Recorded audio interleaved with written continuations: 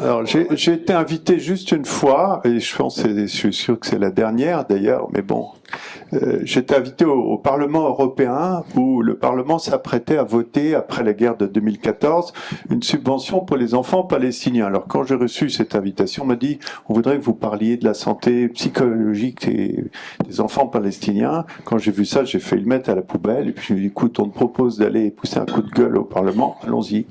Donc, j'y suis allé, et j'ai parler du sujet pendant la moitié de mon temps de parole. J'avais 15 minutes, j'ai fait 7 minutes, et j'ai passé 7 minutes à tenser, mais vraiment sévèrement. Et d'ailleurs, la représentante de la Palestine au Parlement européen, sa chaise était vide, elle n'était pas présente, a tensé très sévèrement ses députés européens sur le thème: mais les enfants palestiniens ne sont pas des mendiants, pas plus que leurs parents, et ils ne réclament rien d'autre que ce que réclament leurs parents. C'est-à-dire les dissocier, je sais pas, c'est pas votre cas bien entendu, mais vouloir dissocier ces enfants, faire des aides spécifiques, ça veut dire quoi? Ça veut dire que ces enfants, au fond, ils sont doublement victimes.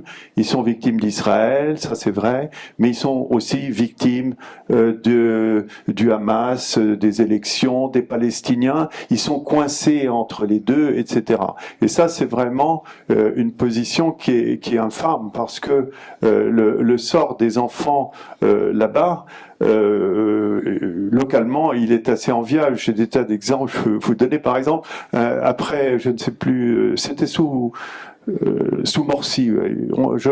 J'utilise souvent l'expression sous Morsi parce que on ne s'imagine pas à quel point ça a été une bouffée d'oxygène pour les gens de Gaza, parce que sous Morsi, eh bien, on pouvait entrer et sortir de Gaza. Et surtout, toute une série de personnes qui faisaient partie de la diaspora palestinienne et qui étaient interdites d'entrer en Égypte ont eu le droit d'entrer en Égypte et d'entrer à Gaza.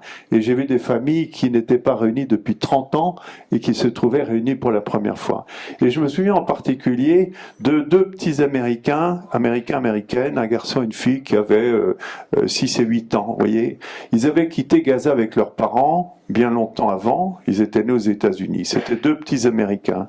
Et les voilà débarquant à Gaza après la guerre de 2014, et je les vois courir partout, tout contents, et ils me disent, c'est formidable, ici le soir, on peut descendre dans la rue, on peut aller jeter des falafels à 50 mètres, etc. On est libre, c'est magnifique, c'est merveilleux. Voilà. Ben, ils faisaient la différence entre comment vit un enfant aux États-Unis et comment vivent les enfants dans une société fraternelle où tout le monde se respecte.